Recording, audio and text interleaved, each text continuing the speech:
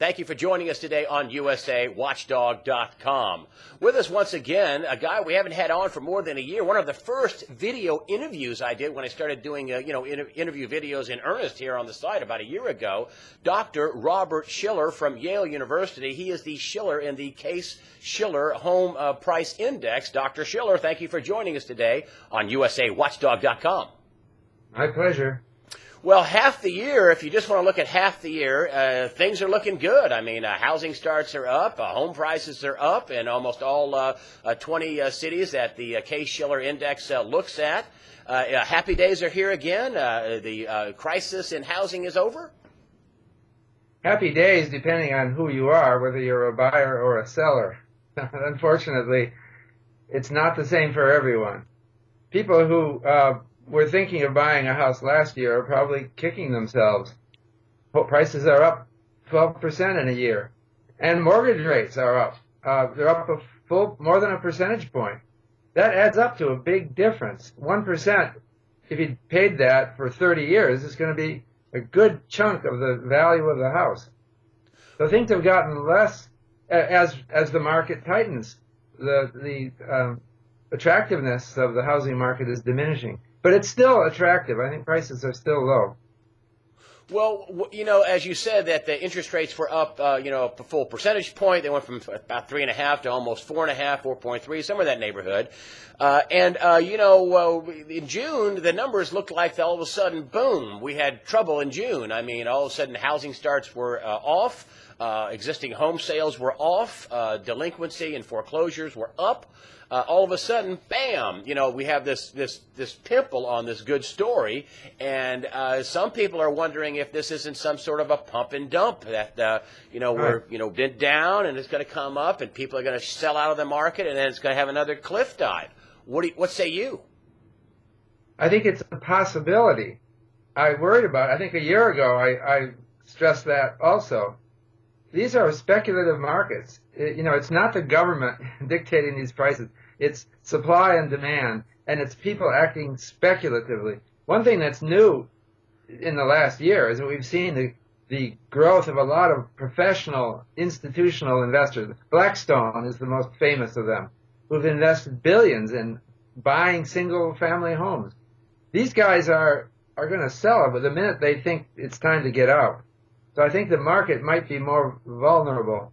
It's on the way up now, and I bet it will go up for a while. But you can never be too sure.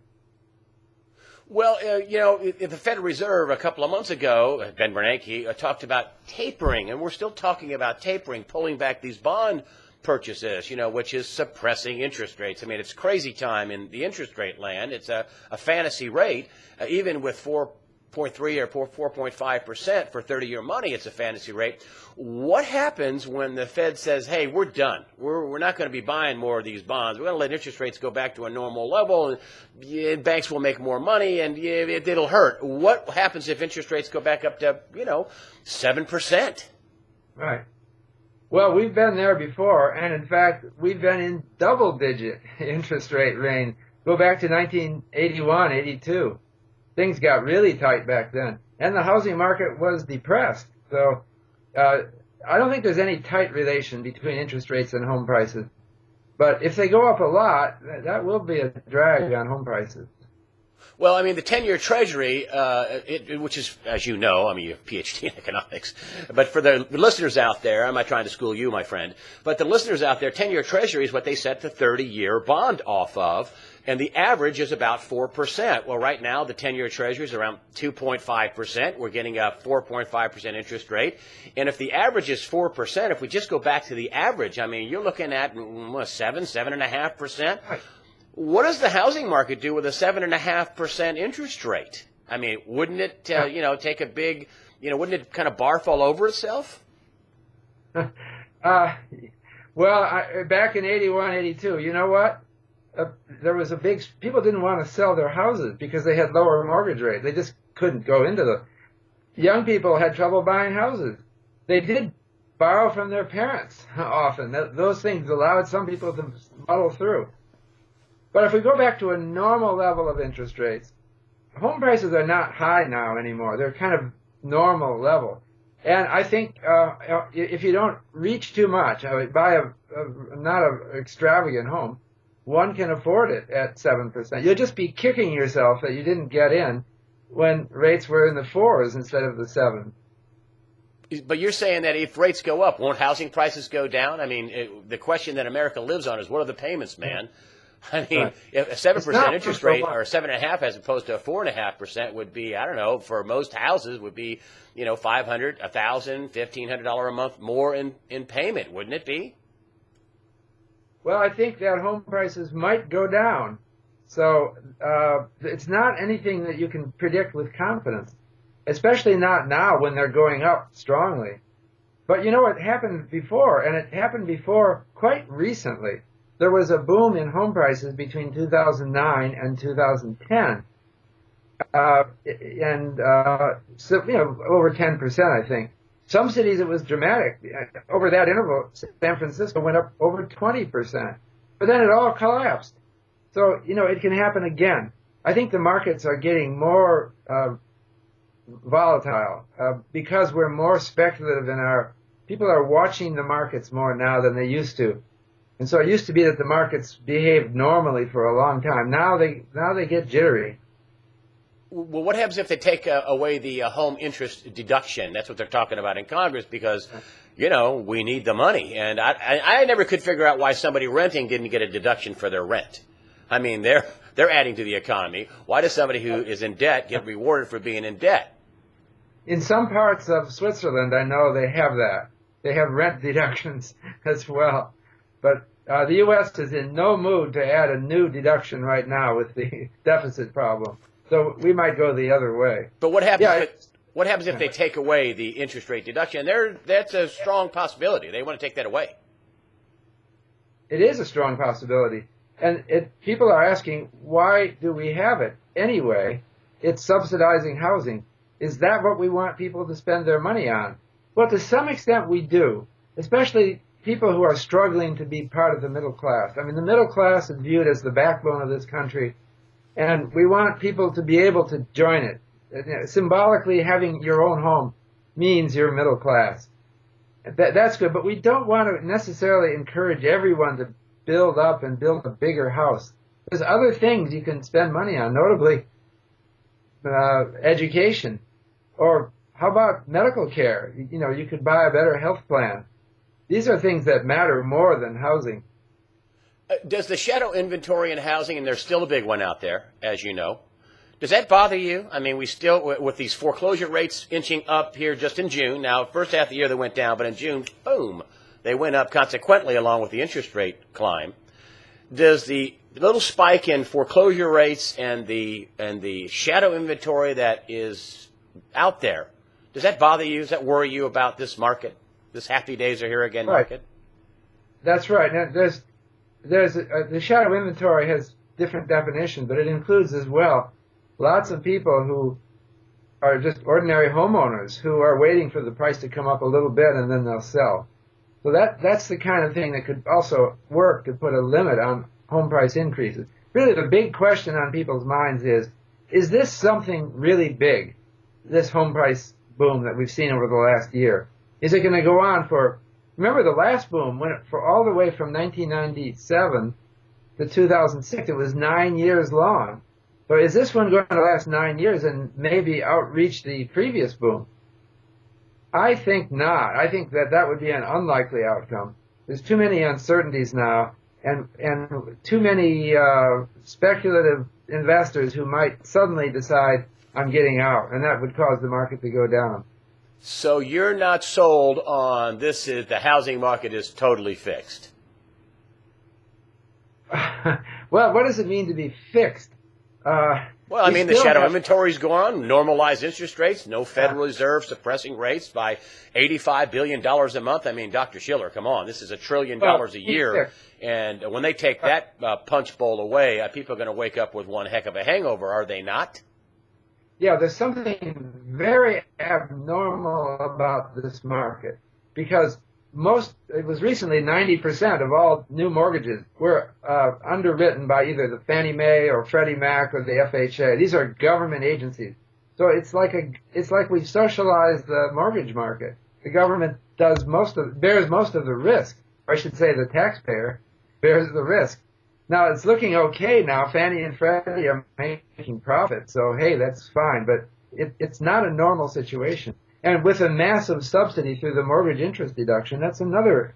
I mean, we've been with that for a long time, but it's not really normal for the government to subsidize one consumption expenditure so heavily. So these things might have to change. And I think that's what's bugging people. They're worried that that might bring home prices down. Well, but I want to talk about this because, listen, this is a big deal.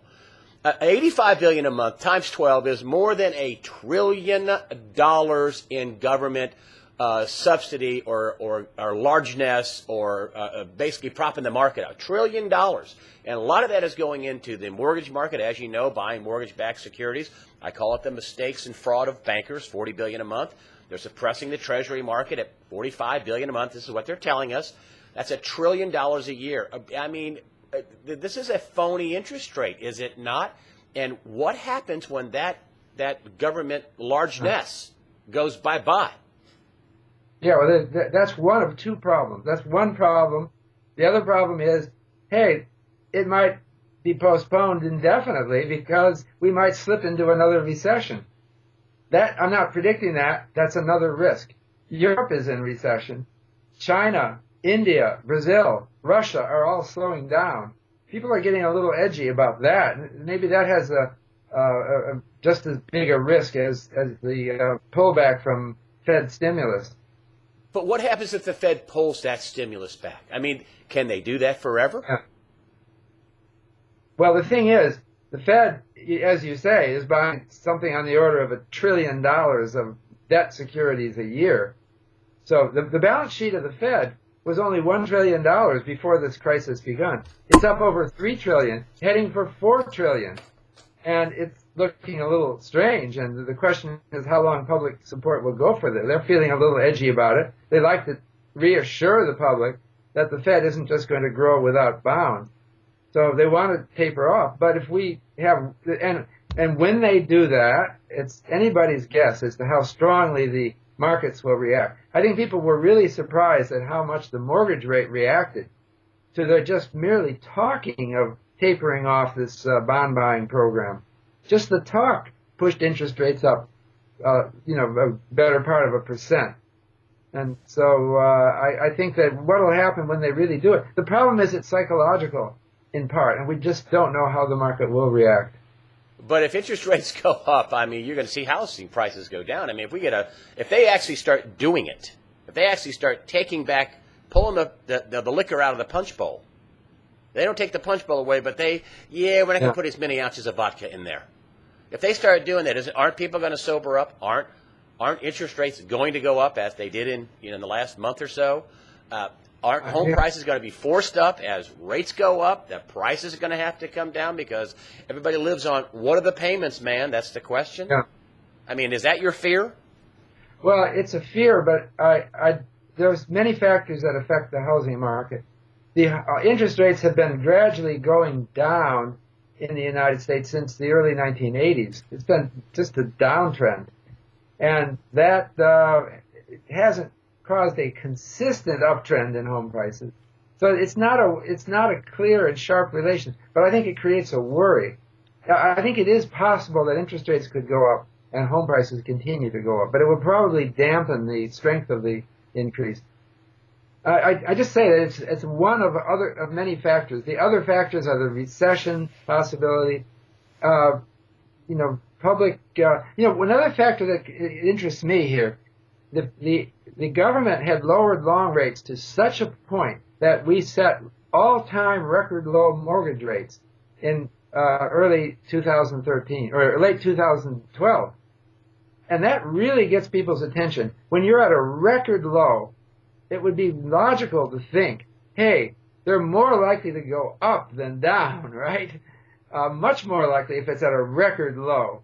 So this would be a good time to buy. And I think that's what started this whole boom that we've seen over the last year. But now it's not in that territory anymore. So already I think the increase in interest rates that we've seen is starting to weaken the housing recovery. So if you had one caution to people, and that's what I'm looking at with all this news and the latest numbers, everything was going good until June, and boom, delinquency rates shot up. New construction went down, existing home sales went down. I don't know if that's a direct correlation between the interest rates going up or not, but if there was one caution you wanted to leave people with about buying a house, what would it be? Well, what I would say is buying a house is good for people in a certain situation in life. If you have a steady job, maybe you have a family with children, you expect to stay here a long time, I think it's right now a good idea to buy a house and lock in for 30 years this mortgage rate of 4.5%, because that's still low by historical standard. It's still pretty good. But if you're not in that category, and even if you are in that category, you shouldn't reach for a huge house that you don't need. And if you're not in that category, you're probably better off renting. It's not like you have to get into this market because it's soaring. There's uncertainties about this market. It might continue to soar. And for many people, renting is just more practical than buying a house. So it might continue to soar, but we could have another stumble, could we not? Based on all the stuff you talked about, the recessions? So, yes, we could see home prices fall. So I can give you a couple of scenarios. One is that you've been stressing is the scenario of the Fed starts pulling back on its support of long-term mortgages and long-term debt. The federal, the 10-year Treasury starts going up more, mortgage rates go up more, and Blackstone and other professionals dump their houses on the market. Prices start falling. There's kind of a panic, and prices fall further, and it resumes the downtrend that we saw from 2006 to 2009. Perfectly plausible scenario. Another bad scenario, is that Asia, as I said, and Latin America, the rest of the world economies crumble more, and our exports go down, public confidence declines, and we sink into another recession along with Europe. Wouldn't be surprised at all.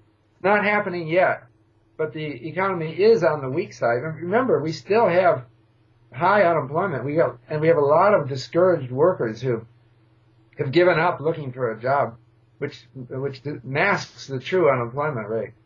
So we're not in a healthy economy yet, and it could easily weaken further. In that case, you wouldn't be happy that you bought a house.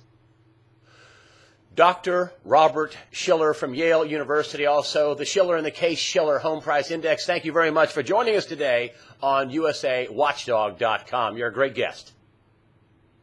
My pleasure.